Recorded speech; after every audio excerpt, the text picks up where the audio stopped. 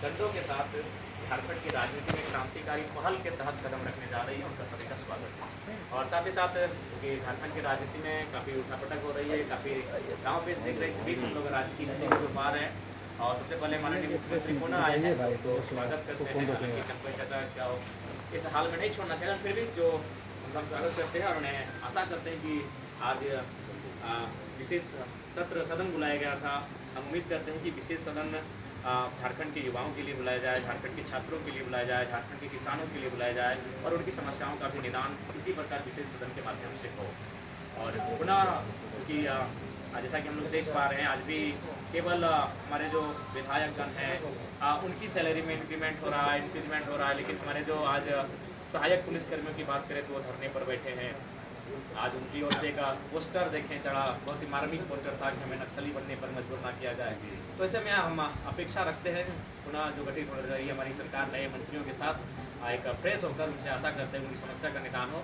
हमारे पास अभी रास्ते में चलते चलते झारखंड स्टेट फार्मेसी काउंसिल के साथी मिले, उनका प्रतिनिधिमंडल मिला। उनकी भी जो मांगे हैं कि 23 वर्षों से एक छात्र जो व्यक्ति आज नहीं रहे, शायद 23 वर्षों से उनका कार्यकाल रहा, लेकिन वहाँ के झारखंडी लोगों को मौका नहीं मिला, जिस कारण काफ़ी समस्याएं हैं। तो इन समस्याओं का समाधान हो, निदान हो।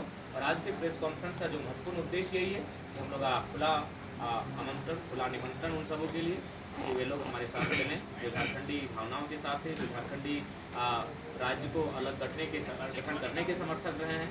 हम लोग पुनः एक नए सिरे से इस नए राज्य को पुनर्स्थापित करते हुए एक नई विचारधारा के साथ इस राज्य की जो आवाम है 3.25 करोड़ 3.5 करोड़ उनके जो सपने हैं, उनके जो मांगे हैं आज भी 10 की 10 दिख रही हैं, तो उन्हें हम पूरी कैसे कर पाएँ, तो उसके लिए आप सभी का सहयोग की आवश्यकता है। तो उनका हम लोग स्वागत करते हैं। और बाकी आपके सवाल। सिर्फ भाषा में बनी आपका आंदोलन अब राजनीति पार्टी में जा रहे, तो आपके आगे का क्या ऐसा विचार है, क्या लोग आपके साथ जुड़े? सिर्फ भाषा में आप राजनीति और मुख्यमंत्री बनने का सपना कैसे लेकर आए? देखिए, सबसे पहले बात ना हम लोग मुख्यमंत्री बनने का सपना लेकर आए हैं, ना विधायक बनने का सपना लेकर आए हैं। हम लोग मुद्दों के साथ खड़े रहे, जिन मुद्दों के साथ झारखंड के नेताओं को खड़ा होना चाहिए था। अब तो ये हम लोगों का 2 साल का कार्यकाल रहा है और हम लोग का ये आवाज़ बनने का काम किया कि अब हमारे नेता, हमारे विधायक कानून की किताबें पढ़ने लगे हैं और मुद्दों पे बात करने लगे हैं। तो ये मुद्दों को इग्नोर कर देते थे, आप खुद उनसे सवाल पूछते तो वो सीधा स्किप कर जाते थे, यानी मुद्दों पर बात करना ये मुनासिब नहीं समझते थे। तो अगर ये मुद्दों पर बात कर रहे हैं, अब वो सांसद दिल्ली में जाके लघु उद्योग, कुटीर उद्योग की बात कर रहे हैं पलायन को रोकने के लिए, तो ये बड़ी बात है, हमारी उपलब्धि है। तो अगर आपको अभी भी लगता है तो मैं आपको पुनः कहूँगा, अभी भी हमें दोनों राजनीतिक दलों से अभी तक ऑफर है कि 7 सीटों का 9 सीटों का है। तो भैया हम लोग विधायक और मंत्री और मुख्यमंत्री बनने नहीं आए हैं, हम लोग इस राज्य में व्यवस्था बदलाव के लिए आए हैं। सत्ता बदलाव होता रहता है, 23 सालों से कई बार सत्ता में बदलाव हुआ। चंपई जी थे, आज हेमंत जी आ गए, सत्ता में पुनः बदलाव हो गया, लेकिन हम लोग व्यवस्था को बदलने के लिए आए हैं। तो रहा सवाल, नियति जब भी मौका देती है तो डायरेक्ट आपको बड़े पटल पे नहीं देती है, एक छोटे स्तर से देती है। हम लोग भी धनबाद के एक छोटे से मतलब कार्यक्रम के माध्यम से यहाँ तक आए, 50 लोगों की भीड़ थी जब हम लोग पहली बार विरोध कार्यक्रम में उपस्थित हुए थे। तो नो डाउट हम लोग भले हम लोग का उदय किस रास्ते से हुआ मायने नहीं है, लेकिन अभी हम लोग जिस विचारों को साथ और जिन मुद्दों के साथ हम लोग आगे बढ़ रहे हैं, ये कहीं ना कहीं झारखंड के हर घर के मुद्दे हैं। महत्वपूर्ण कौन से मुद्दे होंगे आगे आने वाले? देखिए, महत्वपूर्ण मुद्दे मैं बार बार कह रहा हूँ, महत्वपूर्ण मुद्दे बहुत सारे होंगे, महत्वपूर्ण मुद्दे एक नहीं है। और झारखंड विविधताओं का राज्य, आप अक्सर जानिए, आप किसी भी राज्य को अगर आप पढ़ने जाएंगे, उस राज्य को अगर अध्ययन करने जाएंगे, तो अनुसूची 9 का अगर अध्ययन करेंगे तो सभी राज्यों का अपना भूमि का जो कानून एक ही है। लेकिन आप अगर झारखंड की बात करेंगे तो आपका संथाल प्रज्ञा टेनेंसी एक्ट मिलेगा, आपका छोटा नागपुर टेनेंसी एक्ट मिलेगा, और फिर कोल्हान में आपका विल्किंसन रूल मिलेगा। तो झारखंड विविधताओं का राज्य है, तो यहाँ मुद्दे भी विभिन्न हैं, विविधताओं में हमारे मुद्दे भी हैं। तो उन सारे मुद्दों को एक जगह इंक्लूड करते हुए, एक निचोड़ निकालते हुए, उन तमाम मुद्दों का हम लोग बिंदुवार करते हुए विधानसभा के चुनाव में लोग आएंगे। शहरी क्षेत्र के भी कई मुद्दे? जी, मुद्दे हर जगह हैं, मुद्दे हर घर में हैं, शहर में भी उन सारे मुद्दों के साथ भी हम लोग खड़े पाएंगे अपने आप। लोकसभा चुनाव के परफॉर्मेंस को देख करके ऐसा प्रतीत होता है कि आने वाले विधानसभा चुनाव में आपकी उपस्थिति किसी दूसरे पार्टी को फायदा पहुंचा सकती है? नहीं, हम लोग तीसरे विकल्प के तौर पे आ रहे हैं। हम लोग किसी को फायदा पहुंचाने के लिए नहीं आए और किसी को नुकसान पहुंचाने के लिए नहीं आए हैं। हम लोग अपना एक इमेज बनाए हैं। और मैंने तो स्पष्ट कहा कि देखिए, इससे पहले जो वोटिंग होता था इंडिया और एनडीए, तो आज भी अगर आप रांची की ही बात कर लीजिए, रांची के जो भी 2 प्रत्याशी हैं, नाम ही ले लेता हूँ संजय सेठ जी, ईमानदारी से अगर कितने लोग हैं जो उनको मतलब चाहते हैं कि वो एज ए संसद रिप्रेजेंट करें। लोगों ने इसलिए वोट दिया क्योंकि भारतीय जनता पार्टी से आए थे। जो सहाय जी की बेटी है, कौन लोग हैं भाई जो मैंने एक तो सहाय जी को 20 साल नेतृत्व का अवसर दिया, अब उनकी बेटी जो किसी कार्यक्रम में उपस्थित नहीं हुए, जो धूप कंकर मैंने धूप बारिश कोई वो मैंने झेली नहीं है, जो झारखंड के लोगों की भावना को भाषा को नहीं ठीक से समझ पाती हैं, जो कहाँ रही है, कितने लोग हैं, तो मजबूरी में वोट करते हैं।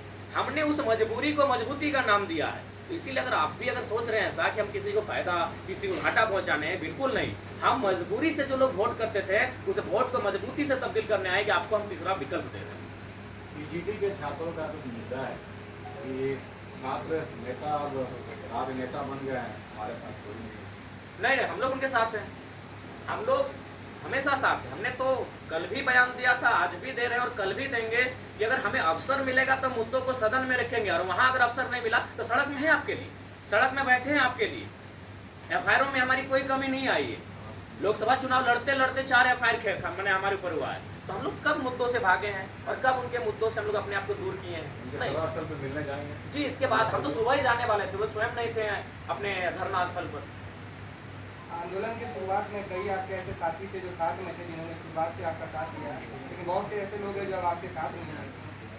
देखिए, ऐसा आंदोलन की शुरुआत से देखिए पहला बात कोई साथ देने के लिए नहीं आए थे। सब कोई आए थे कि जब हम आंदोलन में आएंगे, लोगों के बीच आएंगे, लोगों के बीच हमारी पहचान बनेगी, हम लोग चुनाव लड़ेंगे, तो सब अपने अपने मोनोपोली लेकर आए थे।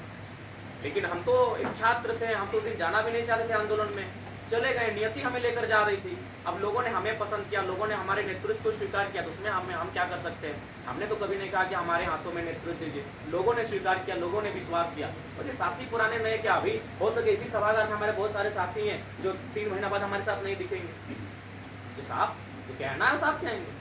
शुरू से ही आंदोलनों के पीछे आपकी राजनीतिक महत्वाकांक्षा कुछ नहीं, बिल्कुल नहीं। अगर आप हैं तो प्रमाणित कीजिए। हमने तो कभी राजनीतिक महत्वाकांक्षा नहीं। अच्छा, अगर है तो हम आपको चलिए हम आपको 10 लाख रुपया देते हैं, आप एक नेता बना दीजिए। तो 10 लाख रुपया दे रहे, 1 करोड़ रुपया दे रहे हैं, किसी भीड़ से जाइए और किसी कॉलेज के पढ़ने वाले नेता को सीएम के रूप में फेस करवा दीजिए। सर, बोलना आसान है, नेता बन जाएगा रातों रात, इतना आसान चीज़ है? उसके लिए लड़ना पड़ता है, उसके लिए कलेजा चाहिए, जिगर चाहिए, बात करना होता है बीसीएल के खिलाफ, धरना देना पड़ता है, केस खाना पड़ता है। नेता ऐसे बनता है। 10 लाख नहीं, आपको नेता बना दीजिए। जयराम जी, आप 50-55 सीट पर आगामी विधानसभा चुनाव में लड़ने वाले हैं।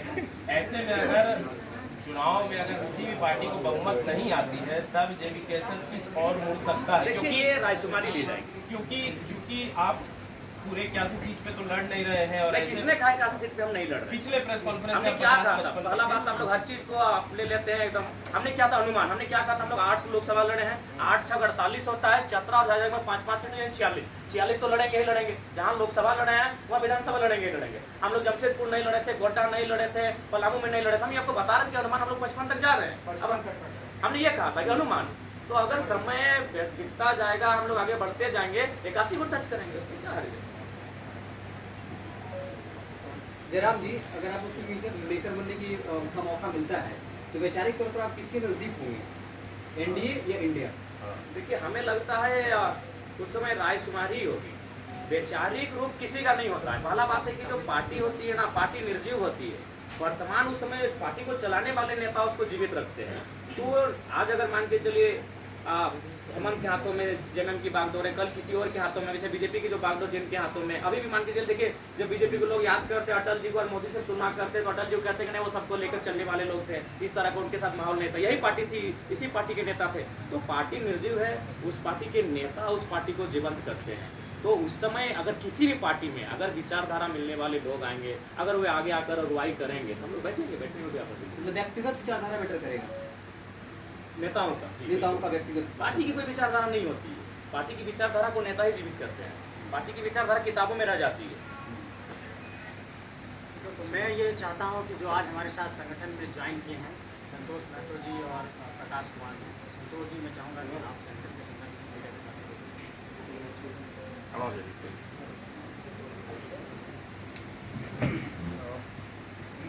सबसे पहले तो लोकतंत्र